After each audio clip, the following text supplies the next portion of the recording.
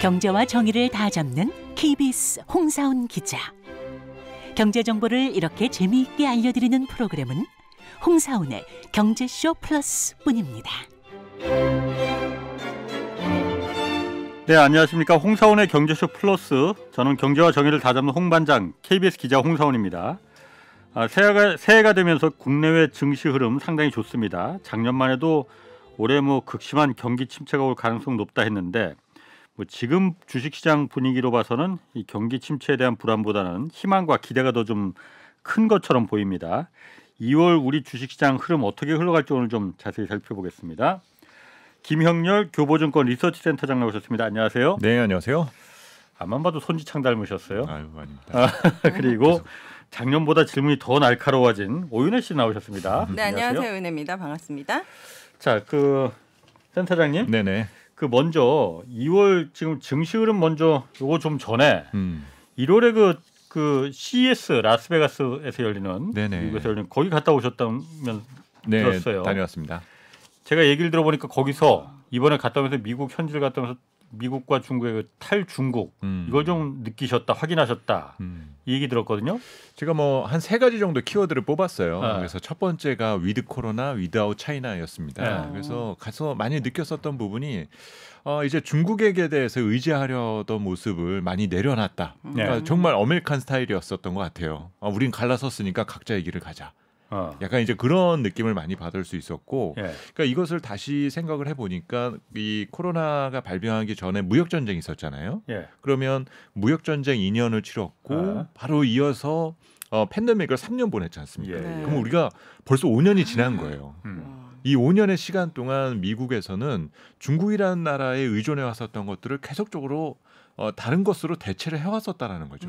그리고 그 대체하는 과정에서 사람이 많이 필요하고 일자리가 필요하고 그것이 전부 다 이제 미국 가계의 소득으로 전부 다 집중되니까 미국 경제가 좋아질 수밖에 없었던 거죠. 그런데 이제 이 모습을 보니까 우리의 모습이 한편으로는 걱정돼. 그렇죠. 마치 이제 우리의 모습은 마치 부모님이 부부싸움을 해서 불안해하는 아이의 모습인 것 마냥 우리는 싸우지 않기를 바라는 마음 그러면서 또 화해하기를 바라는 마음이라든지 만약에 그것이 어렵다고 그러면 누구를 선택해야 되느냐 이런 고민만 하고 있는 우리 모습들이 더 크게 보여지더라고요. 그래서 이런 위드아웃 차이나에 대한 준비가 앞으로도 많이 지속될 수밖에 없을 것 같다. 그리고 이렇게 중국이 남겨둔 어떤 밥그릇이 작지 않기 때문에 이 쟁탈전도 상당히 치열하다라는 거예요. 그래서 글로벌 기업들이 미국 내에서 중국의 노동력이나 서비스 재화에 대해서 쓰던 것들이 있을 거잖아요. 그러니까 중국이 빠져나간 그 자리를 그 밥그릇. 그렇죠. 그러니까는 CES에서도 그 모빌리티 분야의 그 웨스트홀을 딱 방문을 하면은 배터리나 센서나 이것이 옛날에는 다 중국 제품으로 다 도배가 되어 있다가 이것들을 이제 다른 글로벌 기업들이 우리도 할 수 있어 이런 식으로 전부 다 뛰어들고 있다라는 거죠. 그러니까 이거는 결국 선택과 집중에 대한 문제가 될 수 있다라는 느낌을 받았고 요즘 또 싹 사라진 용어가 하나가 있어요. 4차 산업혁명. 그거 한 1000번 들었는데. 그렇죠. 완전히 사라진 건 아닐 거고 이제 몇 년 전에 엄청나게 이제 그게 붐이 들었었잖아요. 근데 그때 이제 4차 산업혁명에 대한 등장 시점에 왜 우리가 그 단어를 많이 썼냐면 인공지능, 로봇, 자동화, 자율주행, 스마트 팩토리 이런 걸 하면서 우리가 4차 산업혁명이라는 걸 다뤄왔는데 그러다 보니까 우리 사회가 상당히 혼란스러워졌었던 거예요. 마치 이제 기업이 이윤을 많이 남기기 위해서 하는 그런 자동화 기술이 인간의 일자리를 뺏는 것이냐. 그러다 보니까 그러면 4차 산업혁명이다라는 것은 어떤 그 집단의 이익만을 대변하는 것은 아닌지에 대한 논쟁이 있었던 거죠. 부정적 이미지가 자본의 이익만 컸구나. 그렇죠. 그런데 오히려 제가 위드아웃 차이나라는 부분을 보면서 느낄 수 있었던 거는 우리가 그 중국이 그동안에 공급해 왔었던 이런 노동력과 중간재, 최종재에 대한 대체가 쉽지는 않아요. 그렇게 싼 것을 구하기가 쉽지는 않지 않습니까? 근데 문제는 그걸 대체할 수밖에 없다는 거죠. 그것을 대체하는 하나의 탈중국 전략이 4차 산업혁명의 어떤 본질적 의미가 될 수 있다는 거예요. 그러면 지난 5년 동안 중국으로부터 벗어나기 위한 우리들의 노력이 예. 앞으로 5년에도 계속될 여지가 있는 것이 이제 우리가 가야 될 방향인 것 같고 물론 중국이 다시 돌아오는 부분을 억지로 막을 필요는 없겠죠. 예. 근데 우리가 과거처럼 너무 지나치게 의존을 해버리면 똑같은 위험을 우리는 또 당할 수가 있게 되는 거지 않습니까? 그래서 그런 어떤 경제 독립에 대한 부분들이 좀 더 필요할 수 있다. 마치 부모님의 용돈에 의존했었던 그런 모습이 이제는 스스로 조금 독립할 필요성이 조금 있는 그런 것을 저는 개인적으로 가장 크게 느꼈어요. 이 CES가 뭐 대단한 박람회 같은 겁니까? 전 세계 최대 이제 가전 그렇죠. 박람회. 네. 근데 요즘 가전 제품이라기보다는 뭐 거기 자율주행차부터 시작해서 뭐 IT 뭐 온갖 신기술들이 다 나오니까. 그러니까 뭐 가전쇼 가서 뭐 저런 걸 느끼고 왔어 생각하실 수도 있는데 사실 너무 어떤 우리가 혁신 모든 것들을 따져왔잖아요. 예. 근데 이 혁신이라는 거의 의미 자체가 기업의 이윤을 극대화하기 위해서 필요한 부분이죠. 네. 그런데 우리는 너무 그렇게 집단의 이익만을 위해서 우리가 그동안 희생하고 아니면 너무 공헌하지는 않았었나. 좀 이런 생각도 조금 들었었고 네. 그러다 보니까 요즘 우리가 지정학적 위험이다라는 것을 너무 쉽게 다루지 않습니까? 예. 그러니까 얼마 전에도 뭐 풍선 떨어뜨렸다라고 그러면은 이제 마치 큰일 나는 것 마냥 네. 하는데 어느 순간부터 우리는 그렇게 집단과 공동체 이익에 대해서 너무 과몰입하는 현상이 있었다라는 거예요. 예. 그러다 보니까 이런 것이 뭐 중요한 요소인 것만은 분명하지만 상황에 따라서는 너무 우리가 과몰입하면서 투자나 경제활동의 의사결정에 있어서 너무 방해 요소 등이 많아졌다라는 거죠. 그래서 이번에 행사가 진행되면서 그 행사의 주최 측인 CTA가 이번 행사의 대주제를 인간 안보를 주제로 삼았어요. 우와, 인간 안보. 예. 인간 안보가 뭘 말하는 거예요? 그러니까 기술이 아무리 발전하더라도 예. 개인에게 모든 것들이 집중돼야만 된다. 사람이 그러니까, 우선이다. 그렇죠. 사회적 가치라는 부분 등을 자꾸 강조를 해야 되는 부분인데 네. 우리는 그동안에 뭔가 자율주행과 인공지능이 등장을 하면 이것을 개발한 특정 기업이 독점화되면서 그 기업의 이윤이 극대화되는 그렇죠. 그러면서 많은 자본이 거기에 편승해서 같이 돈을 벌 수 있는 이런 거에만 우리가 그동안에 너무 집중해 왔었는데 네. 그것이 좋은 방향은 아니다라는 거죠. 물론 그거야 당연히 다 우려하고 우리 사회가 우리 사회뿐만 아니라 전 세계 많은 인류들이 그 부분을 이제 우려하고 걱정하고 그렇죠. 견제하는 거였는데 네네. CES라는 건 사실 어떤 기술 혁신 그리고 그런 기업들의 그 장이잖아요. 맞습니다. 거기서 그런 게 논의됐다는 거는 좀 의외네요. 논의를 직접 예, 물론 이제 그런 부분도 있었는데 이제 제가 또 그런 거를 축출해내는 거죠. 우리가 갔으면 못 느끼는 거를 우리 센터장님이 가시니까 느끼는 거죠. 네. 제가 그래서 안 가요 거기. 그리고 이번에 그 보고서 나온 거 보니까 네네네. 그 교보문건에서 나온 그 탐방 보고서 냈잖아요. 네 맞습니다. 네. 디지털 르네상스라고 그래서 표현을 하셨던데 이게 맞습니다. 그러면은 뭐? 그러니까 우리가 팬데믹이 처음 등장했을 때도 네. 우리가 중세 유럽과 비교를 많이 했었어요 당시에. 그래서 흑사병이 돌아서 유럽에서 많은 사람이 죽고 나니까 인간의 가치나 노동력의 그렇지. 가치가 재평가된 거죠. 네. 젊은 사람들이 다 죽었으니까 그렇죠. 노동력이 부족한 그러니까 거지. 인본주의가 태동하고 그게 이제 결국 문화대봉 르네상스로 이어졌었던 거잖아요. 그러니까 네. 지금 상황도 크게 다르진 않다라는 거죠. 계속 그 연장선상에 있는 부분이 있고 문제는 그러면 중세 유럽의 르네상스 때에 하나의 어떤 문화 대혁명이었었던 거잖아요. 예. 그럼 이 해당되는 기간 동안에 뭔가 쇠퇴한 주체들도 있겠죠. 네. 그때가 이제 왕권이라든지 공권주의가. 교권이라든지 이런 기득권의 어떤 시스템이 이제 약화되는 모습들을 그렇죠. 보였는데 앞으로도 이제 우리 사회에서 그런 모습이 발생할 수도 있다라는 거예요. 그러니까 조금 영향력이 제한된다라는 거죠. 그래요? 그래서 네. 조금 작은 정부를 지향하고 지나친 개입을 하는 것을 조금 제한할 필요가 있다. 너무 지나친 규제 자본주의가 오히려 시장 경제라든지 자율성을 방해할 수도 있게 된다는 거죠. 그러니까 과거 그 흑사병이 오히려 유럽을 갖다가 다 그 휩쓸면서 노동력을 젊은 사람들이 워낙 많이 있는 사람들이 죽어나가니까 그렇죠. 중세 그 봉건주의가 몰락한 것처럼 네네네. 그 나쁜 봉건주의가 무너진 그렇죠. 것서 새로운 르네상스를 부흥시킨 것처럼 맞습니다. 네. 이 디지털 혁명이 기존의 기득권을 약화시키는 거죠. 견제 장치가 이제 확실하게 생긴 부분이니까 그렇게 되면서 예. 어떤 가치에 대한 창출 능력이 우리는 그동안의 가치라는 것이 기업이 뭔가를 만들어서 제공하면 그냥 알아서 쓰는 방식이었었는데 네. 이제는 그걸 스스로 개인이 만들어낸다는 거예요. 그래서 자료 내용에도 제가 우리가 신인류를 요즘 네. 뭐 MZ 세대에 대한 분석이라든지 뭐 이런 것들을 많이 다루는데 네. 이렇게 어떤 신체적 연령에 대해서 신인류를 정의 내려서는 안 된다라고 보는 거죠. 오히려 지금은 엔잡러 등과 같은 어떤 새로운 경제 주체들. 예. 그러니까 여러 가지 직업을 여러 개 가지고 있는 사람들 있지 네. 않습니까? 본캐나 부캐라든지 이런 것들을 갖고 있는 분들. 네. 본캐나 부캐가 뭐예요? 그러니까는 본 캐릭터와 부 캐릭터. 네네. 네네. 아우 홍 반장님, 홍 반장이 부캐인 거잖아요. 그렇죠. 그거랑 똑같습니다. 네네. 홍 기자가 본캐고. 많이 떨어져 내가. 네. 그래서 그런 부분이 상당히 컸었고 그래서 이번에도 일손이 모자라니까 네. 사람들이 직업이 하나 가지고 이게 해결이 안 되는 거예요. 네, 그리고 그렇죠. 또 하나 이제 우리가 생각할 부분이 과거에는 가장의 소득이 단절되면 가계가 몰락하지 않습니까? 예. 그런데 지금은 높은 물가에 적응을 하려고 그 문제를 수습하기 위해서 맞벌이라는 것이 생겨났었잖아요. 그렇죠. 예. 근데 요즘 가계의 모습 등을 보면은 은퇴하신 분들은 연금을 받고 아이들은 최저임금이 올라가면서 다양한 소득원들이 마련되고 있어요. 네. 여기다 일도 하나가 아니라 엔잡러라는 표현이 등장할 만큼 여러 가지를 할 수 있게 네. 되니까 가계의 경제력이 생각보다 건전해져 가고 있다라는 거죠. 그래서 저 역시 이제 올해 경기 침체에 대해서 정말 많은 걱정을 해왔고 네. 야, 이제 실업률이 올라가면은 무슨 일 나는 거 아니야 이런 것들을 걱정을 해왔는데 네. 중국을 대처하는 과정에서 일손은 여전히 모자라다는 거죠. 그리고 그게 단기간 내 해결될 문제는 아니니까 당분간 그거는 계속될 수밖에 없는 거고. 그래서 르네상스를 정의하는 과거 역사 속의 인물들이 있어요. 뭐 레오나르도 다빈치라든지 미켈란젤로라든지 이런 사람들이 역사를 관통했었던 위인이지 않습니까? 네.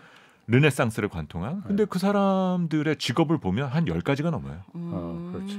네. 다빈치만 보면은 그렇죠. 그렇죠. 그러니까 요즘 뭐 어떤 디지털 신세대들 특히 네. 뭐 유튜버라든지 이런 모든 분들이 결국 그런 지금의 이런 사회적인 분위기를 빨리 적응하신 경우가 될 수 있다라는 거죠. 그게 코로나가 그 안에 있었다는 거군요. 그렇죠. 원인이. 그렇죠. 야, 그러면 그 신기하다. 코로나와 그 이 디지털 혁신이 음. 세상을 새로 바꾸는데 음. 1조. 긍정적인 방향으로 바꿀 수 있다는 쪽으로 그렇습니다. 느껴지네요. 그리고 그래서 제가 그 두 번째 키워드로 꼽았었던 것이 신자유주의였었는데요. 이건 또 무슨 소리냐 하실 수 어려워요. 있겠지만 신자유주의. 신자유주의가 언제 태어난 분야냐면 바로 80년대 레이거노믹스나 대처 수상이 썼던 경제 정책에서 비롯됐어요. 예. 그러니까 예. 정부가 지나치게 자산 시장이라든지 경제에 개입해서는 안 된다. 시장에 다 맡겨라. 예, 시장에다 맡겨라. 네. 그러면은 알아서 어떤 수요와 공급의 균형을 서로 찾아갈 것이다라는 부분이었었던 거죠. 네. 그런데 80년대 그 이론은 사실은 조금 실패한 이론이었어요. 왜냐하면 너무 지나치게 개입을 안 하니까 부의 양극화가 너무 심해진 거죠. 그렇죠. 양극화. 예, 그러면서 미국의 중산층이 몰락하는 이유가 됩니다. 예. 그러니까 80년대 일자리가 어디로 갔냐면은 대부분 일본으로 갔었거든요. 일본. 그러다가 그렇지. 90년대 들어서 사회주의 진영이 무너지니까 네. 동유럽이나 사회주의 진영에 값싼 노동력이 공급되면서 글로벌 기업들은 전부 다 생산 기지를 거기다 갖다 놓은 거예요. 예. 그러니까 실제적으로 미국 경제는 잘 살지만 미국의 가게는 몰락하는 그렇구나. 그 문제를 낳았었는데요. 네. 지금은 그 문제점을 해결한 거예요. 어떻게? 탈중국 그렇지. 과정에서. 탈중국 네. 과정에서. 글로벌 기업이나 미국 기업이 그렇게 값싼 노동력을 못 찾아게끔 만들어 놓으니까 오히려 비싼 돈 내면서도 자국민. 생산을 할 수밖에 는 없는 아. 거고 그렇게 해서 가계의 소득이 올라가니까 비싼 돈 내고도 모든 것들을 사주는 거죠. 자국민의 일자리를 채워주면서. 그렇죠. 그러다 보니까 이런 변화가 이제 어떤 건강한 신자유주의를 지금 만들게 되었었던 겁니다. 그래서 당분간 이런 상황은 이제 시장의 인위적 개입이 있기는 조금 어렵다. 그리고 규제 완화에 대한 방향이 계속될 수 있는 여지 등이 있기 때문에 우리는 각종 자산 시장에 대한 어떤 대응이라든지 대처 측면에 있어서도 꼭 생각해 볼 부분이라는 거죠. 그러니까 뭔가 만들고 이런 것이 될 수 있지 않을까라고 하면 우선 발을 담가야 된다는 거죠, 결국. 저는 이해가 잘 안 되는 게 신자유주의라는 것은 그럼 결국 시장에 맡기지 말고 약간 개입하자는 거예요? 아니 시장. 신자유주는 시장에 맡기라는 건데. 정보를 최소한 작은 정보로 만들고 네. 시장에 맡겨둬라. 다 시장이 알아서 한다. 근데 이게 실패했다는 거잖아요. 과거에는 실패했었던 거고 네. 이번에는 그런 방향으로 진행될 가능성이 상당히 크다는 거죠. 시장에 물론 맡겨서. 언제 시간이 지나면 이 상황에서도 부작용은 올 거예요. 어떤 탐욕스러운 주체가 뭐 예. 부정한 어떤 개입을 한다던가 이러면서 문제를 만들어내겠죠. 근데 당분간 지금의 어떤 시대적인 분위기 자체가 결국 그 방향이기 때문에 요즘 그러니까 제가 아까 자꾸 이제 집단의 관점으로 세상을 보는 것을 조금 바꿀 필요가 있다라고 했잖아요. 네. 어느 순간인가부터 다 모든 사람들이 외교 전문가이면서 안보 전문가가 돼버렸어요. 맞아요. 예, 그런데 사실 그런 부분이 긍정적인 부분들도 있지만은 비생산적인 부분들도 분명히 또 있다라는 거죠. 그리고 너무 거기에 이제 어떤 정치적인 이념이라든지 이런 것들을 몰입하다가 네. 어떤 경제 활동이라든지 투자 의사 결정에 있어서는 방해받는 요소들이 조금 많다라는 거죠. 옳고 그름을 너무 따지다 보니까 예. 그래서 그런 것들의 변화를 주는 것이 현 시장 국면에는 조금 더 필요한 부분에 있다라는 것들을 이제 두 번째 어떤 인사이트에서 좀 축출을 해봤어요. 그럼 개인이 어떤 노력을 할 수 있는 건데요? 개인은 아까도 이제 말씀을 드렸었던 어렵다. 그런 부분이죠. 사실 그거는 쉽고 구체적으로 그럼 내가 어떻게 바뀌어야 되는가? 우선은 멀티 능력이 가장 중요한 부분입니다. 그래서 멀티 능력을 키워라. 그렇죠. 멀티 능력이 상당히 중요하다라는 거고 네. 조직과 기업의 모든 내 인생을 맡겨서는 안 된다라는 거죠. 결국. KBS만 믿고 있어서는 안 된다. 뭐 이런 마인드. 그러니까 어떤 조직이나든지 어떤 규율이나 시스템에 내가 너무 집중을 하다 보면 네. 사실 그것이 진짜 부속품이 될 수밖에 없다라는 거죠. 한편으로는. 그래서 언제든지 나에 대한 어떤 그 발전에 대한 주체라든지 경제력에 대한 주체 모든 것들이 이제 나에서부터 모든 것들이 이제 좀 비롯돼야 되니까 네. 제가 아까 그래서 관점의 차이를 가져왔었던 그런 방문이었다라는 말씀을 드린 부분이 네. 이번에 다녀오면서 이제 저는 약간 그런 시각에 대한 전환이 있었던 것 같아요. 근데 그 센터장님은 좀 교보증권의 리서치 센터에 계시잖아요. 네네, 거기 장으로 맞습니다. 계시잖아요. 네네. 그럼 자본시장의 한 가운데 계시는 거잖아요. 맞습니다. 네. 자본시장의 한 가운데 계시면은 그 어쨌든 그 회사의 이익이나 네네. 개인의 역량이라는 게 충분히 발휘되려면은 네네. 그런 어떤 그 자본시장이 충분히 그 더 커갈 수 있는 남이야 죽든 말든 이게 그러니까 더 어떻게 말하면 신자유주의가 네네네. 그 더 우리 사회에서 신봉될수록 네네네네. 자본시장은 더 자본에겐 유리한 그 국면이잖아요. 그렇죠. 근데 지금 말씀하시는 건 그거 반대로 들려서 그게 제가 철학적으로는 굉장히 저분 참 좋은 분이네. 네네. 그러니까 제가 아까 말씀드렸던 것처럼 우리가 그 동안에 경쟁에 너무 익숙해졌었던 거예요. 내가 앞서 나가려면 누구를 밟고 갔어야 되니까. 사실 그런 주도권의 경쟁이 지금의 지정학적 위험이라든지 이런 것들을 수면 위로 올려놓은 거지 않습니까? 근데 이것이 늘어남과 동시에 지금 한편에서 또 논의되는 것이 바로 ESG 관련된 것들이에요. ESG요? 예, 그러니까 ESG라는 것은 우리가 뭔가 시장이 정착되고 성숙되기 전까지는 너무 지나친 싸움을 해서는 안 된다는 거죠. ESG만 한번 짚고 가주시면 안 됩니까? 네, 그냥 뭐 환경적인 거나 환경 엔바이런먼트 에너지 말고 그러니까 석유 에너지 말고 뭐 친환경 에너지를 쓰자 또 기업의 사회 지배 구조도 좀 건전하게 좀 바꾸자. 그렇게 정글로 만들지 말고 이런 그렇죠. 거. 네. 그래서 그런 그 어떤 후생 경제에 가까운 부분 등이 자꾸 다뤄진다라는 거는 부작용을 맞자라는 것으로 볼 수가 있고요. 특히 이번에 갔었던 그곳에서 그 소니하고 니콘, 캐논 이렇게 같이 모여 있는 곳이 있었어요. 근데 캐논 부스 딱 그 벽에 공생이라는 표현을 딱 써놨더라고요. 그러니까 얘네들도 딱 관점이 경쟁 기업이잖아요. 네. 경쟁 기업임에도 불구하고 우리의 경쟁 상대는 너희가 아니야. 그러니까 우리는 우리를 지금까지 믿고 기다려준 우리의 주주들과 고객들에게 무엇을 더 보여줄 수 있는지를 하는 것이 더 중요한 것이지. 저들을 쌓아서 어떻게 넘어뜨려서 회생 못하도록 밟아놓는 게 우리가 해야 될 일이 아니다라는 것들을 강조를 많이 해왔었거든요. 그러니까 아까 CTA가 인간 안보라는 부분을 자꾸 강조했었던 것이 그런 부분이 이제 너무 지나치게 어떤 이윤에 대한 극대화 과정에서 우리가 너무 그런 부분에 몰입하고 있지는 않았었나. 이 기업이 엄청 영리한 게 결국 사주는 주체는 사람이지 기계가 아니잖아요. 아, 그렇습니다. 사람한테 잘 보일수록 뭔가 기업이 호감이 가니까. 그래서 우리가 혁신에 대한 정의를 할 때도 그런 거였어요. 그동안에는 너무 지나치게 비즈니스와 테크놀로지 간의 교집합만을 찾다 보니까 그런 기능적 혁신만을 우리가 찾았었던 것 같거든요. 근데 가장 중요한 건 사람이었었던 거예요. 사람에게 더 빨리 다가가야만 이것이 사회를 바꿀 수 있는 아이템으로 바꿀 수 있는 거거든요. 그러니까 대표적인 애가 스마트폰인데 스마트폰 처음 나왔을 때는 인터넷 검색 기능이었어요. 그렇죠. 그냥 그렇게 해서 인터넷 검색하고 그냥 이동하다가 그냥 그 정도 볼 수 있는 뉴스 정도 볼 수 있는 것이 스마트폰의 한계였지만 네. 소셜 미디어라든지 그런 스마트폰의 기능적인 요소가 아이템을 만들어내기 시작하니까 결국 이게 사회를 완전히 바꿔놨었던 그쵸. 거잖아요. 그러니까 자꾸 우리가 막 혁신 말하는 것들이 실제적으로는 그렇게 사람에게 더 많이 다가가는 모습들을 보여야만 실적인 이게 변화를 일으킬 수가 있게 된다는 거죠. 그렇군요. 아, 굉장히 재밌습니다. 오늘 메인 주제보다 더 재밌는데 사실 네. 이거 좀 계속 가고 싶은데 네, 질문이 많죠. 2월 네. 주식 전망 지금 원래 오늘 좀 궁금해하는 분들이 많아서 네. 그 얘기는 나중에 한번 다시 좋습니다. 한번 디지털 르네상스 아니 그거는 정말로 우리가 한 10회에 걸쳐서 다룰 만한 주제야. 경제 철학자. 예. 네. 아, 네. 아, 교보증권 의외네요. 뭐야 또 사람이 이렇게 마음이 빨리빨리 바뀌어. 네. 그 주식 보면은 주식시장 1월에 굉장히 좋았어요. 맞습니다. 뭐 그래서 1월 효과다 뭐 이런 얘기도 있고 2월 주식 전망을 리포트 내셨죠? 네네 맞습니다. 제가 이거 제목 듣고서 빵 터졌습니다. 아, 그러셨군요. 제목이 견토방구야. 견토방구. 견토방구. 견토방구. 토끼와 멍멍이 방구. 무슨 얘기 네. 무슨 무슨 뜻이에요? 뜻인지 견토는 토끼를 봤다라는 얘기고요. 토끼를 보았다. 네, 아. 토끼를 봤다고 방구는 사냥개를 보낸다. 풀어놓을 빵이에요. 아, 구가 네. 그 개구. 네네네네. 아, 그래서 무슨 그렇습니다. 뜻이에요? 그래서 토끼가 발견되고 나서 네. 천천히 사냥개를 풀어놔도 된다라는 거죠. 아, 미리 풀지 그래서 말고. 너무 이제 네. 연초부터 랠리가 나오니까 네. 많은 분들이 벌써 이제 마음은 상당히 조급해 하시거든요. 네. 그렇죠. 근데 이렇게 조급함을 가질 필요까지는 없다라는 거죠. 아. 그래서 충분히 투자자들에게 시장 진입에 대한 기회가 올 수 있으니까 이렇게 조급하심을 가지실 필요까지는 없다. 그리고 네. 많은 분들이 1월 달에 뜻밖의 랠리가 나타나니까 네.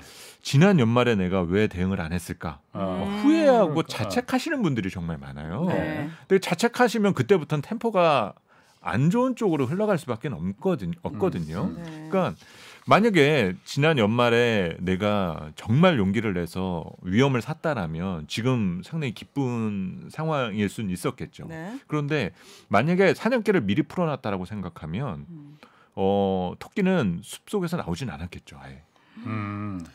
아, 근데 개인 투자자들은 항상 선반영에 질려 있거든요. 맞습니다. 지금 토끼 나오기 전에 이미. 맞습니다. 근데 이게 또 견토방구라고 하니까 뭐 네네네. 어떤 거를 신뢰해야 됩니까? 문제는 여기서 이제 그 다음부터 이제 더 중요한 부분인데 네. 여기서 만약에 시장에 출렁임이 나올 때는 어떻게 할 거냐라는 거예요. 네. 만약에 여기서 2,500 근처까지 와 있는데 한 2,400까지 떨어진다. 그러면 지금 마음 같아서는 2,400만 원 오면 난 살 수 있어라고 생각을 하시겠지만 대부분의 투자자들은 더 떨어질 거야. 2,400 정도까지 가면 마음이 싹 바뀌실 거예요. 근데 그러면 안 된다는 거죠. 그러면 이제 중기적인 호흡이나 방향을 이제 읽어나가는 것이 중요하거든요. 그래서 최근에 시장이 그렇게 생각보다 조정이 안 나오는 거는 경기 침체한다. 기업들 실적 안 좋은 것들을 아는데 상반기 중에 수습이 되겠지. 그리고 금리 인상도 상반기에는 끝나겠지. 이런 것들을 지금 자산시장에 가격에 반영시켜가고 있는 거거든요. 네. 그러니까 이런 좀 흐름 어떤 면에 있어서는 지금은 머리로 투자하기보다는 약간 조금 가슴으로 해둘 필요가 있어요.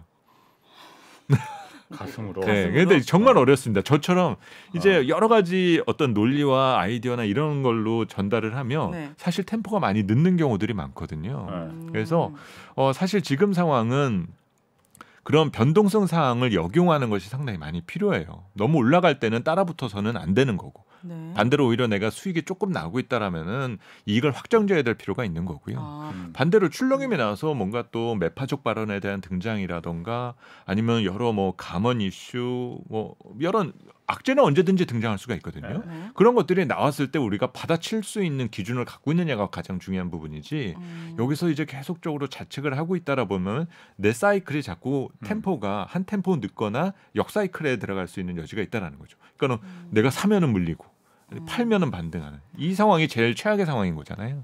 근데 1월에 지금 센터장님께서 대부분 다 반영해서 올랐다고 네네. 했잖아요. 네네. 그러면 지금 들어가면 떨어지는 일밖에 남은 그렇죠. 거 아닙니까? 이제 문제는 조정의 시기는 분명히 있습니다. 네. 그리고 문제는 그 조정의 상황에서 나타나는 현상들을 봐야 될 부분이 있는데요. 특히 2월 달 같은 경우에 가장 트리거가 됐었던 부분이 있어요. 시장 분위기가 좋아진 데에는 외국인 수급이 갑자기 좋아졌습니다. 갑자기 연초에 외국인이 뭐 한 5전 이상 주식을 사면서 주가가 부흥 뜬 거거든요. 네. 근데 그러면 외국인이 왜 사나? 왜 사지? 경기 침체 온다라고 그렇게 떠들더니 외국인은 왜 사고 있는 거예요? 그러면 외국인이 살 때부터 감지된 변수 중에 하나가 환율이 너무 빠르게 떨어졌어요. 지금 지난해 뭐 1,400원대까지 갔었던 환율이 지금 어느 순간인가 1,230원대까지 다 뚝 떨어졌거든요. 네. 이제 이런 식으로 떨어진 것의 이유는 뭐냐라는 것들을 보면 지금 달러가 가치가 하락하면서 동시에 떨어지고 있는 것이 시장 금리거든요. 네. 정책 금리는 아직은 인상 기조가 유지가 되지만 채권 시장에서는 이미 금리 인하 가능성을 반영시키고 있어요. 기준금리보다 다 아래로 지금 내려갔죠. 그렇죠. 한참 밑으로 내려갔죠. 뭐 미국이나 한국이나 다 마찬가지로. 맞습니다. 그래서 마치 지금 시장 금리는 올해 한 여름쯤이면 금리 인하가 곧 있을 거야라는 정도의 반응이에요. 네. 그러니까 이거는 어떤 면에 있어서는 조금 더 빠르죠. 그렇네요. 예. 아니 그런데 그 1월에 어쨌든 그 외국인들이 많이 들어오면서 네네. 주가가 지금 올라간 거잖아요. 네. 그거는 아까 말씀하신 대로 환율에 뭐 영향도 있을 수 있고 금리 이제 곧 이제 인상은 끝나고 이제 어쩌면 내려갈지도 몰라라는 네네네네. 기대도 있을 수 있다 뭐 이런 얘기 하지만은 네네. 기본적으로 그거 아닙니까? 워낙 한국의 주식 시장이 워낙 많이 내려가서 워낙 싸서 네. 그 자본시장에 그런 얘기도 있다면 죽은 고양이도 한 번은 튀어오른다고. 네. 워낙 싸니까는 그때 외국인들이 잠깐 들어와서 잠깐 올려놓은 거지. 이게 한국의 그 주식시장의 그 펀더멘트를 계속 좋게 봐서 계속 들어올 거냐?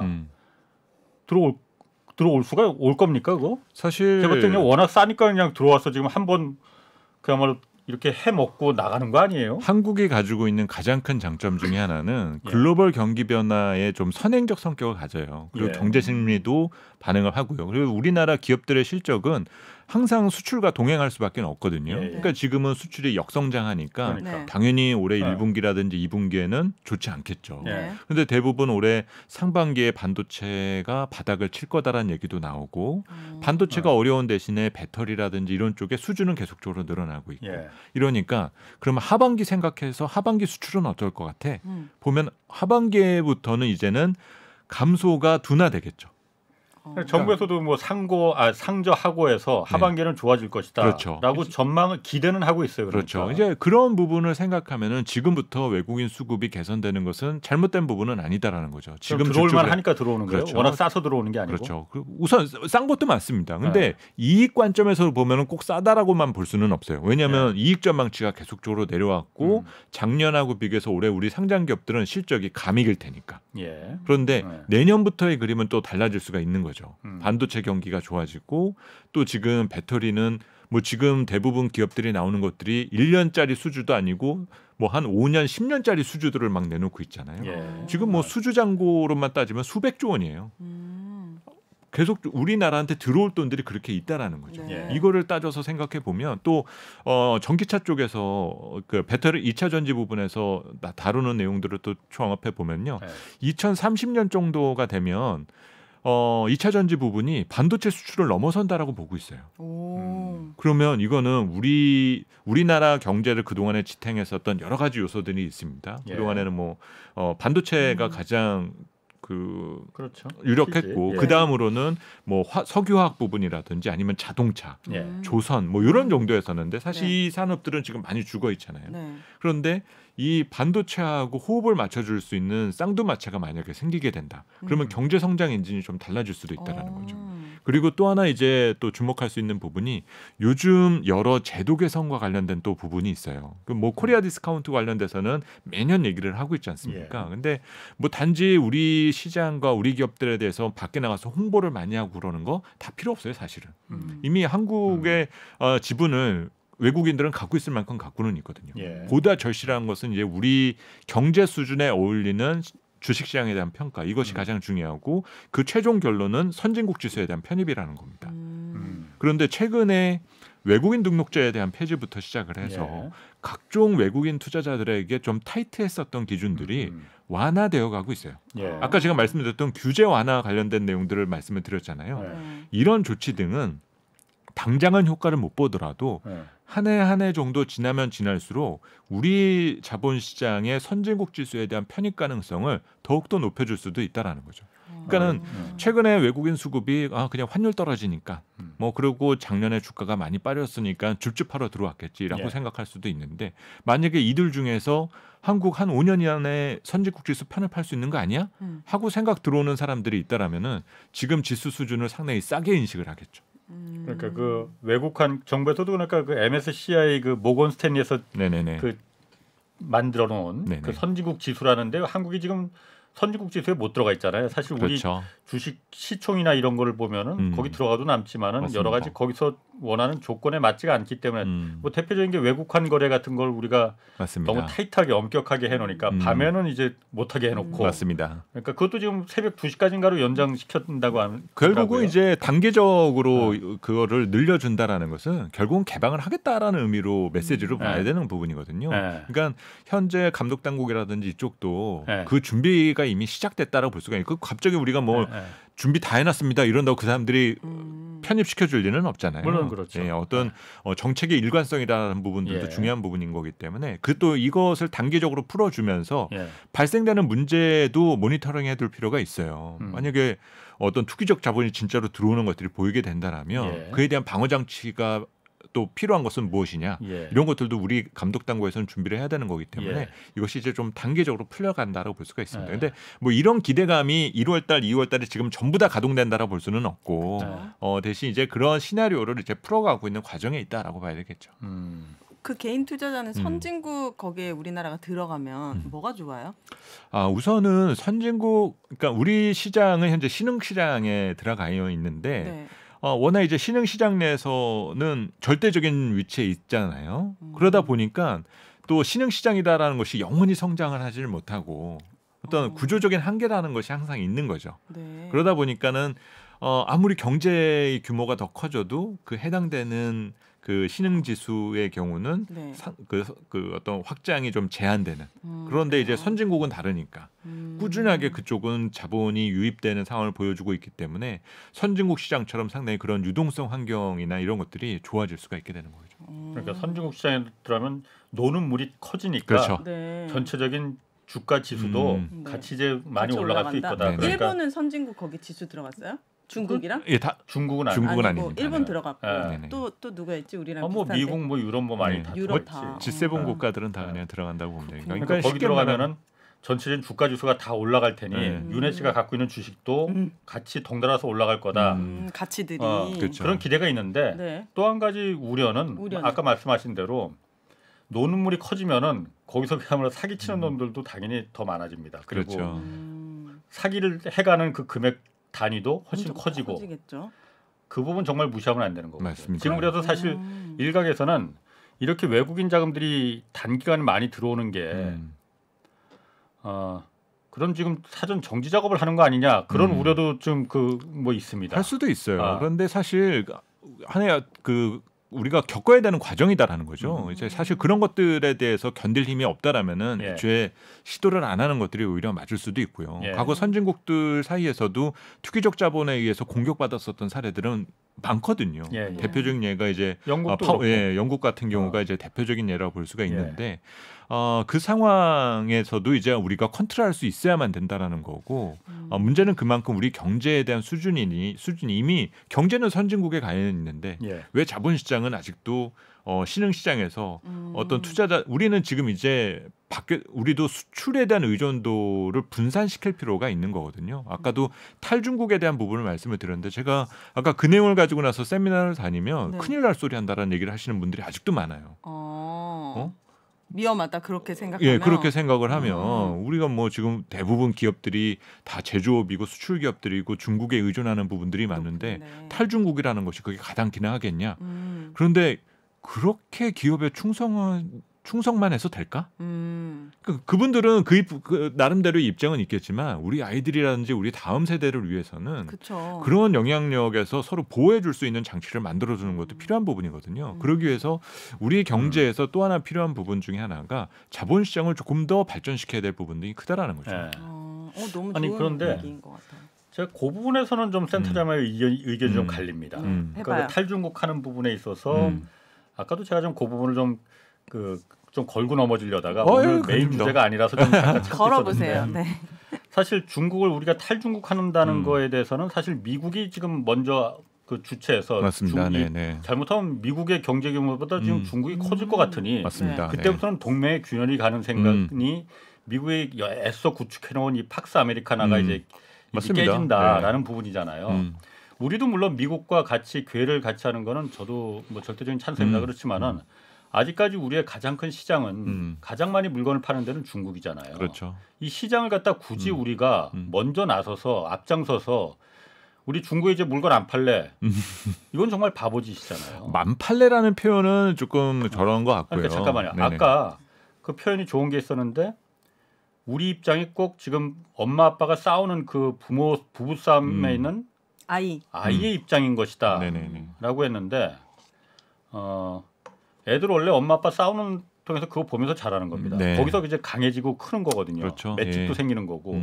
그리고 우리가 이미 그 고래 싸움에 있는 새우가 아니고 우리도 옛날에는 새우였지만은 지금은 새우가 아니잖아요. 큰 고래가 된 상태잖아요. 네네네. 얼마든지 엄마 아빠가 싸우는 데서 이거는 엄마가 잘못한 거야. 이거는 아빠가 잘못한 거야. 맞습니다. 말해줄 수 있을 정도의 이 덩치가 커졌거든요. 한국이. 네네네. 저도 사실 처음에는 미국 눈치도 봐야 되고 중국 눈치 봐야 되고 참 뭐 이렇게 이러냐 이랬는데 오히려 이걸 역이용하면은 그럼요. 역이용하면은 맞습니다. 미국이나 중국이나 서로 한국을 우리가 가진 게 분명히 이 절대 반지가 있잖아요. 맞습니다. 아까 말씀하신 반도체도 있고 배터리도 있고 미국이나 중국이나 다 우리를 필요하는 거잖아요. 그러니까 미국 땅에다 들어와서 투자라고 지금 다 그러는 거잖아요. 그렇죠.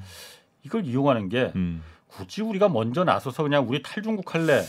그렇죠. 아닌 거 아닌가. 결론으로 가면은 탈중국이라는 것보다는 탈미중이라는 표현이 어떻게 보면 더 맞겠죠. 우리의 어떤 경제 독립에 대한 부분, 우리가 대외 의존도의 부분에 영향력이 너무 크다 보니까 그만큼 교육 환경이라든지 이런 것들이 흔들림이 너무 커서 경제의 기복이 큰 거지 않습니까? 그러니까 지금은 탈중국이라는 표현을 쓸 수도 있지만 또 수년 지나서 탈미국이라는 표현을 써야 될 수도 있다라는 거예요. 그만큼 우리가 이 과정에서 우리 거를 계속적으로 축적시켜 가야 되는 부분인 거고 축적시키는 과정에서 이거를 돈으로 만들어놔야 될 거 아니에요. 그러기 위해서 필요한 것이 자본시장이다라는 거죠. 그래서 지금 이렇게 어떤 선진국 지수에 대한 편입에 대한 기대 심리도 그런 부분에서 태생된다고 볼 수가 있습니다. 우리가 계속 부동산에만 우리 자산을 계속 귀속시킬 수는 없는 부분이잖아요. 그렇죠. 자, 그리고 다시 주제로 돌아가서 뭐 이렇게 윤혜 씨 존경의 눈빛으로 그렇게 절 쳐다봐요. 그렇게. 여기만 그 눈빛이거든요. 여기는 아니었습니다. 오해 말아주시기를. 네.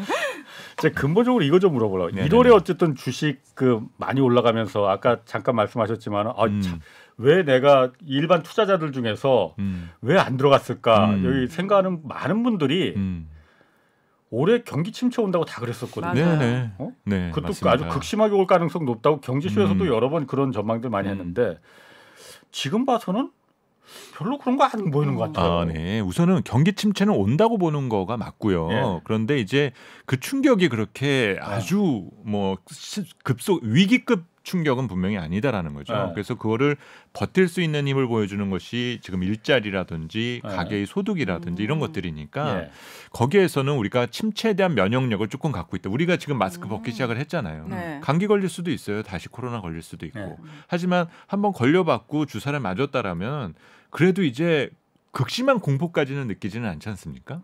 그럼 이제 다음 스텝으로 넘어가기 위해서 준비하는 것들이 좀 더 중요하다는 거고요. 그리고 문제는 이렇게 침체에 대한 문제를 의식하면서 시장의 어떤 반영 기관들도 분명히 있을 거예요. 그러면 문제는 이 해당되는 기간 동안에 투자를 어떻게 할 거냐라는 거죠. 그러니까 지금 타이밍을 놓쳤다라던가 아니면 뭐 시장에 굴복해서 지난 연말에 공포에 내가 질려서 시장을 떠났는데 결국 또 이런 어떤 반복된 실수를 하셨던 분들이라면 앞으로 찾아오는 그런 침체 신호 등에 대해서 대응하실 준비를 하셔야 된다는 거예요. 침체 신호는 어떤 게 있는데요? 뭐 여러 가지가 있습니다. 우선은 실업률이 먼저 지금. 우리 지금 1월 달 수출을 보면 생각보다 수출 상황 상당히 안 좋거든요. 계속 마이너스. 그리고 반도체도 안 좋다라고 나오고 그 얘기는 1분기 실적이 안 좋다라는 예고 신호를 벌써 보낸 거예요. 그러면 우리가 4분기 실적이 안 좋은 걸 봤는데도 주가가 올라오니까 괜찮다라고 그러잖아요. 1분기에 더 안 좋을 거예요. 그러면 그때 가서 이제 상황은 조금 바뀔 겁니다. 그때는 코스피가 2200 아래에 있었을 때 안 좋다라는 실적을 볼 때의 느낌과 2500까지 올라왔는데 안 좋은 실적을 보게 되면 이제 그때는 좀 말이 바뀔 거예요. 이산이 아닌가벼. 이거 어떻게? 이건 또 뭐지? 개선된다라고 그랬잖아. 근데 더 나빠졌네. 그리고 2분기도 더 안 좋대. 막 이런 얘기를 하게 되면 그때부터 주가에 대해서 상당히 부담을 느낄 겁니다. 그럼 문제는 이제 떨어지겠죠. 네. 그러면 이 떨어질 때 상황이 도망치라는 얘기가 아니라는 거죠. 이제 이 충격이 나올 때는 작년에 받았었던 충격과 비교하는 그것이 제한적일 거예요. 그러면 이제 자꾸 그런 상황에 투자자들은 대응을 하셔라라는 부분 등에 대한 메시지를 연초에 지금 시장의 변화가 보여주고 있다고 볼 수 있습니다. 그런데 기본적으로 한국과 미국 상황은 좀 그 경기 침체에 대해서 좀 다른 것 같아요. 좀 그런 것도 있어요. 일단 미국 같은 경우에는 사실 지금 경기 침체라고 말하기가 좀 뻘쭘한 게 맞습니다. 워낙 지금 실업률이 낮잖아요. 거의 완전 뭐 이번 주에 나온 거 보니까 54년 만에 최저치로 지금 실업률이 떨어졌다고. 거의 일자리가 지금 모자라서 지금 난리라는 거 아니에요? 맞습니다. 월마트 같은 데서는 그래서 최저임금도 지금 대폭 막 올리고 그렇고. 맞죠. 왜 그런 거죠? 아니 그러니까 경기 침체가 이거로 봐서는 안 올 것 같아. 아니 오더라도 충분히 미국이 감당할 수 있을 만한, 미국 경제 체력이 감당할 수 있을 만한 경기 침체가 올 것이다. 그러니 근데 아직 물가는 높잖아요, 미국. 맞습니다. 굉장히 높잖아요. 거기서 이제 둘 중에 하나는 거짓말이라는 거예요. 고용의 거짓말이든지 물가가 떨어질 거에 대한 둘 중에 하나가 거짓말이라는 건데 후자 쪽인 거죠. 물가가 떨어질 것이다라는 기대가 너무 거짓말인 거죠. 이거죠. 그렇죠. 과장된 거죠. 그러니까 금리 쉽게 못 내릴 거다. 못 내립니다. 그래서 실제적으로 지금 모든 전문가들이나 이코노미스트들은 빨라야 4분기라고 얘기를 하고 있는데 시장 금리는 아까 한참 떨어졌다고 그랬잖아요. 그러니까 이거는 투자자들의 기대가 너무 앞서 나간 부분이라는 거죠. 그러면 시장에서 이제 그런 메시지가 나올 겁니다. 소비가 괜찮다라던가 아니면 뭐 임금이 여전히 올라간다라던가 물가를 자극하는 신호등이 이제 나오게 되면 생각보다 금리가 그럼 안 내려간다고? 그러면 여러 가지 문제가 생겨요. 우선은 그 실질적인 소득이 되게 왜냐하면 물가가 높기 때문에 나는 더 받아야 된다라고 얘기를 하게 됩니다. 그러면 그 사이에서 기업은 생산 비용이라든지 기업을 운영하는 데 비용이 더 많이 들게 되니까 실적은 좋아질 리가 없어요. 그러면 이제 그렇게 실적이 악화되는 소식들이 나오면서 시장에 출렁임이 나오게 될 거고 이 얘기는 지금 주가가 오르면서 금리가 떨어진 거에 대한 부분이 가장 시장의 연결고리 선순환의 연결고리인 건데 금리가 이제 그러면 떨어지기가 어렵다. 이 분위기가 감지가 되면 주식이 갑자기 비싸 보이게 될 거예요. 야 그동안에 금리 내려간다라고 해서 주가가 이렇게 갑자기 부흥 떠올랐는데 안 내려간다는데? 그렇게 되면 이제 시장의 분위기는 갑자기 경색되겠죠. 어쨌든 올해는 많이 출렁일 수 있겠네요. 여러 가지 이유들로. 아니 그러니까 미국은 그렇다 치고 어쨌든 미국이 지금 물가가 맞아요. 굉장히 높은 상태에서 고용도 지금 탄탄하니까 맞습니다. 미국 중앙은행 연방준비제도가 굳이 지금 금리를 내릴 필요가 왜 있어? 내리면 물가가 더 올라갈 수 있는데 그럼 그거 누가 책임지라고? 그러니까 이 정도 고용이면은 실업률이 이 정도 낮으면은 이왕 물가를 일단 잡아서 지금 6%를 2%까지 아니라 3%까지라도 줄여놔야 돼. 맞습니다. 그러려면 금리 더 올려야 돼 지금. 거기서 이제 또 하나 메시지가 나올 수 있는 여지가 있는 게 우리는 어느 순간인가 그 중립금리라고 있어요. 그냥 경제가 잠재 성장률이 상승을 하는데 적정한 수준의 금리 레벨이라는 것이 있는데 그것을 이제 2%로 두고 있거든요. 그런데 이거를 조금 이제는 레벨업 해야 될 필요가 있다라는 얘기가 나올 거예요. 중립금리가 오른다. 그러면 이제 사람들은 지금 정책금리가 5% 근처까지 가 있으니까 여기서 금리가 내려가면 한참 내려가겠네. 다들 이 믿음을 갖고 있는데 생각보다 금리가 많이 안 내려갈 수도 있다라는 거예요. 이제 그러면 복잡해집니다 머리가. 그러니까 복잡한 게 제가 지금 복잡한 게 미국이 그렇다고 하면은 그게 우리도 마찬가지일 한국으로 건너오면은 우린 미국이 지금 금리 미국이 금리 내리기만 지금 정한수 떠놓고 비는 사람들 많거든요. 네 맞아요. 특히나 이자 무는 사람들 이거 지금 겨우겨우 버티고 있는 사람들 굉장히 많거든요. 맞아요. 주식 시장도 미국이 금리가 내려갈 거라고 해서 1월에 올라간 부분도 많이 있을 테고 미국이 만약에 금리 인상 실업률이 떨어지지 않는 이상 제가 미국의 연준 의장이라 하더라도 실업률이 저렇게 안 떨어지는데 지금 물가는 아직까지도 높은데 저거 물가가 더 인플레이션이 확실히 고질병이 되기 전에 이참에 확실히 죽여놔야 돼. 무슨 금리 내리라고 시장 금리고 뭐고 이거 필요 없어. 기준금리 더 올릴 거야. 그래야만이 물가가 일단 죽어. 그래도 실업률 떨어지지 않잖아. 그러면 한국 시장에서 받았을 때 주가가 누구는 올해 뭐 하반기에 뭐 2,800, 3,000 뭐 가까이 간다는 얘기 있지만은 그게 미국의 금리가 지금 떨어질 어렵습니다. 수가 없는데. 그래서 이렇게 인플레이션 시대에 그 주식 시장은 예. 가치 상승이 제한될 수밖에 없어요. 기업 가치의 상승이. 왜 그러냐면 우리는 그동안에 저물가 저성장 시대에 살았잖아요. 예. 뉴노멀이라는 표현을 썼습니다. 예. 근데 저물가라고 그러면 이게 되게 안 좋은 것처럼 이미지가 있었는데 실제로 기업들 입장으로는 논하는 거였어요. 왜냐하면 물가가 낮으니까 이윤을 계속적으로 축적시켜 나갈 수 있었던 거죠. 생산 비용이 낮으니까. 규모의 경제로 가면은 계속 영원히 돈을 벌 수 있는 구조였었거든요. 예, 예. 네. 그런데 지금처럼 물가가 상승하면 기업은 언제든지 적자 위험에 노출되는 거예요. 왜냐하면 비용 관리하기가 어려워지니까. 예. 그러면 그 충격을 받으면 주식시장이다라는 게 과거에 90년대나 2000년대 미국이 승승장구하고 10년 동안 올라갈 수 있었던 건 저물가 때문이었던 거예요. 그렇지. 그런데 고금리, 고물가 시대, 인플레이션 시대가 되면 예. 주식시장이나 기업 가치는 디스카운트를 받아야 된다는 거죠. 아. 그러면 허들이라는 게 생기는 거예요. 상단이라는 것이 생긴다라고 볼 수가 있습니다. 네. 그래서 올해도 그렇고 당분간 글로벌 뭐 미국도 그렇고 우리 투자를 하신 데에서도 뭐 어떤 새로운 세계를 향해서 갈 것이다라고 투자하는 데에는 조금 신중하게 생각하셔야 되는 거예요. 분명히 허들이 있을 거고 네. 천정이 있는 시장이다. 그럼 이렇게 고금리로 가게 되면 우리나라에 미치는 영향은 부동산 시장부터 여러 가지 침체라든지 어려움이 생길 수 있습니까? 그렇죠. 당연히 그렇죠. 지금 그래서 그 뭐 부동산발 그 PF 위기가 올 거다 뭐 이런 전망들 많이 하는데 아직까지는 그게 뭐 막 피부로 와닿지는 않지만은 미국이 저 상태로 요주부동으로 금리를 갖다가 계속 뭐 그 정도 아니고 더 올릴 거라고 하면은 한국 같은 이제 그 뇌관을 갖고 있는 나라잖아요. 우리 맞아요. 경제 구조는 네네. 일단 가계 부채가 워낙 많은 결정적인 뇌관을 갖고 있는 구조에서는 문제가 안 생길 수가 없죠. 근데 산업 구조 측면에서 보면 한국은 네. 인플레에 상당히 유리한 구조이기도 해요. 왜요? 왜냐하면 우리는 밖에서 뭔가 들여와 가지고 만들었고 내보내는 구조잖아요. 네. 그런데 물가가 올라가면 비싸게 팔 수 있다는 거예요. 어떤 식으로든 간에. 네. 그래서 통상 물가가 좋을 때 우리 경제는 대체적으로 좋았거든요. 네. 근데 지난해 너무 힘들었었던 게 지금 모든 게 다 올라간다라고 하는데 반도체 가격이 떨어졌잖아요. 예. 왜 떨어진가요? 너무 많이 준비를 해놔서 재고를 쌓아놔서. 재고가 너무 많아요. 공급이 예. 많아서. 예. 그런데 이제 요즘 뭐 챗GPT부터 시작해갖고 여러 가지 또 그런 얘기들이 늘어나면 예. 결국은 이 재고가 줄고 나면 그 다음에 반도체 가격이 올라갔었을 때 우리는 이제 날개를 다는 거죠.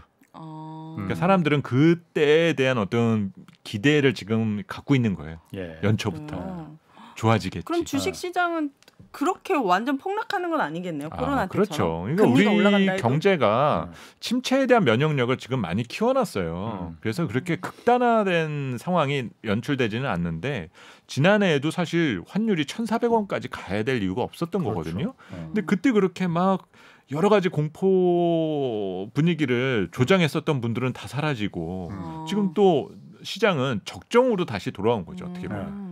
주가가 올랐다라는 표현보다는 적정 수준 안 갔어도 되는 상황에서 지금 출발선으로 돌아왔다라고 보는 부분이 맞는 것이지 연초부터 이만큼 올랐습니다라는 표현은 너무 그거를 이렇게 끊어서 본 경우다라고 저는 생각을 해요. 지나가 보면 다 보이는데 네. 발생하기 전에 우리 아무도 예측 못하잖아요. 이런 분들 얘기 듣고 우리가 판단하는 건데. 그러니까 제가 봐도 작년에 워낙 그 달러 가치가 워낙 올라갔잖아요. 네, 맞아요. 이게 물론 미국이 금리를 갖다 그렇게 맞아요. 올렸으니까 네. 뭐 달러 가치가 그만큼 올라간 거 아니냐라고 생각할 수도 있겠지만은 그렇게만 보기에는 너무 급하게 올라갔잖아요. 맞습니다. 누군가 거기서 큰 돈을 벌지 않았겠느냐라는 의심도 저는 들더라고요. 결국은 최대 수혜자는 미국인 거죠. 아니요, 미국뿐만이 아니고 네네네. 그래서 환투기 세력이 그야말로 인위적으로 이거 올린 거 아니겠느냐. 이게 제가 기자라서 자꾸 이런 의심이 자꾸 드는지 몰라도 달러를 인위적으로 올릴 수 있는 주체가 누굴까요? 누구 아는 사람 있어요? 그래서 너무 대단한 분이시네요. 이 중국 증시 팁 좀 주시고 마무리하면 안 됩니까? 중국 증시 굉장히 투자에 매력적이다라는 얘기들이 많은데 뭐 사실 어떻습니까? 중국도 올해 이제 작년까지 경제가 너무 안 좋았고 그러면 이 얘기는 올해부터 경제를 돌려놔야 된다는 거거든요. 네. 그래서 기대감은 상당히 늘어날 거는 같아요. 근데 이제 자본시장에 대한 속성 측면에서 놓고 본다면 이제 중국도 제약이 워낙 좀 많다라는 거죠. 제한 요인들이 너무 많다라는 거예요. 네. 그래서 너무 정부의 시장 개입이 많은 시장이다 보니까 약간은 조금 신뢰를 잃은 측면 등은 있어요. 그래서 약간의 어떤 여러 포트폴리오의 일부 정도로서 중국을 관심을 두시는 것까지는 괜찮지만은 내가 올해는 미국에서 이렇게 뭔가 성과를 냈으니까 올해부터는 중국에서 모든 걸 승부를 보겠어. 이런 선택 개념으로 보시는 것은 조금 위험할 수 있고 항상 어떤 상승에 대한 제약이 있는 시장이다라는 마음가짐 항상 가지면서 내 어떤 운용 자산의 일부의 포트폴리오 정도로 생각을 해두시는 것이 좀 더 나을 것 같습니다. 근데 올해는 중국에서도 경제를 살려놔야 되니까 뭔가 부양 정책이라든지 경제 정상에 대한 내용들은 많아질 수밖에 없겠죠. 그 위안화 중국 그 위안화 가치도 사실 원화 가치도 이제 많이 달러 가치가 이제 떨어지니까 원화 가치도 올라갔지만은 맞아요. 중국 위안화 가치가 특히 많이 올라갔잖아요. 맞아요. 거기다가 이제 우리 원화가 이제 글로벌 딜러들 사이에서는 위안화 연동된 통화라는 인식이 워낙 강하다 보니까 지난해 같은 경우에 그 영향도 조금 있었던 거거든요. 원화 가치가 올라간 게 그렇죠. 위안화 가치가 올라가니 달러 가치가 떨어지는 것보다는 위안화 가치가 올라가니까 덩달아 원화 가치도 올라갔다. 뭐 최근에 뭐 그런 얘기들도 이제 많이 다뤄지는 부분이죠. 근데 이제 가장 중요한 것은 통화 가치라는 것은 그 경제 상황과 맞물려서 보는 부분이 가장 클리어한 부분이니까 지금 지난해까지 우리 경제도 어렵고 중국도 많이 어려웠던 상황에서 올해는 약간 순환적인 회복에 대한 기대감이 연초부터 강한 편에 있다. 근데 그것이 이제 등장하는 시기가 2분기일 것이냐, 올해 상반기 중일 것이냐, 하반기에서냐에 따라서 올해 연초 시장의 분위기가 결정될 거라는 거죠. 우리가 너무 앞서 나간 거라면 분명히 조정은 올 거고요. 그리고 만약에 정말 그렇게 빨리 바닥이 드러나서 정말 어떤 경제가 다시 확장 국면으로 재진입에 대한 모습이 나온다라면 지금까지의 경로가 정상 경로라는 평가를 받겠죠. 아니 그 위안화 가치가 그러니까 그 이렇게 급하게 올라간다면은 그만큼 중국 제품, 중국이 만드는 물건값이 비싸진다는 거잖아요. 그렇죠. 그러면 우리 수출 기업들한테는 우리 수출한테는 유리한 거 아니에요? 우리 기업들한테도 좋고 사실은 아까도 말씀드렸던 어떤 중국에 대한 대체 과정이라던가 그리고 중국도 지금 머릿속에 복잡할 거예요. 어쨌든 지난해까지는 체제 안정이다라는 숙제를 갖고 있어 왔지만 올해부터는 경제를 정상화시키고 중국 가계의 보복 소비에 대한 부분도 통제를 해야 될 부분 등이 있거든요. 그러니까 올해는 제일 걱정될 부분 중에 하나가 중국의 지갑이 열렸을 때 글로벌 물가가 어떤 영향을 받을지 이런 것도 상당히 중요한 변수가 될 수 있습니다. 중국의 지갑이 열렸을 때 그게 중국의 지갑이 열렸을 때 그때 우리한테 나쁜 건 아닐 거 아니에요? 나쁜 건 아니죠. 근데 이제 뭐 그것만 또 기다린다라는 표현도 우습고 근데 이거가 만약에 무슨 제품이나 이런 쪽에만 한정된다라면 상관이 없는데 무슨 금속이라든지 아니면 에너지라든가 이런 데 집중이 돼버리면 이제 그러면 그렇게 되면 좀 복잡해지는 거죠. 인플레가 다시 올 수도 있고. 맞습니다. 그래서 이런 헤게모니 등이 가장 지금 시장에서는 물가에 대한 문제를 계속적으로 사라지게 만든 것은 아니다. 이걸 꼭 기억하셔야 됩니다. 알겠습니다. 여기까지 하겠습니다. 함께해 주신 두 분 김영렬 교보증권 리서치센터장 그리고 오윤혜 씨였습니다. 고맙습니다. 감사합니다. 자, 주말 홍사훈의 경제쇼 플러스 오늘 여기서 마치겠습니다. 고맙습니다.